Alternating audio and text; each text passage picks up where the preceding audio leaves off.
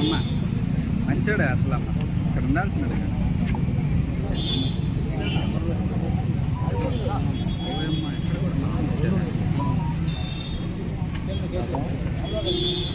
Mobile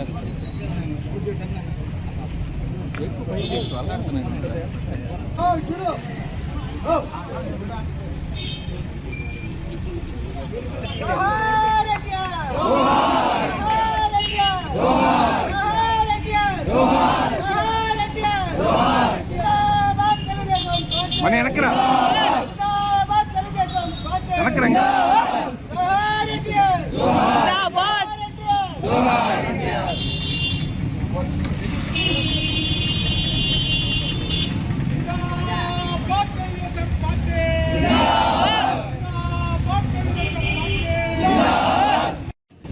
NT Ramarao గారు మరణించి దాదాపు 8 సంవత్సరాలు.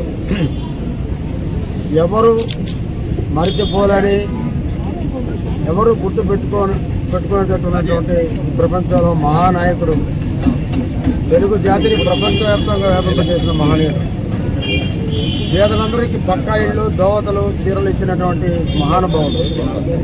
ఒక పరిపాలన ఎట్లుంటుందో, పేదవారికి ఎట్లుంటుందో అని చెప్పి చూపించి అలీనా దేశ అధ్యక్షురాలుగా ఉన్న ఇందిరాగాంధీనే గడగడలాడించినటువంటి ఒక మహానుభావుడు మన ఎన్టీఆర్.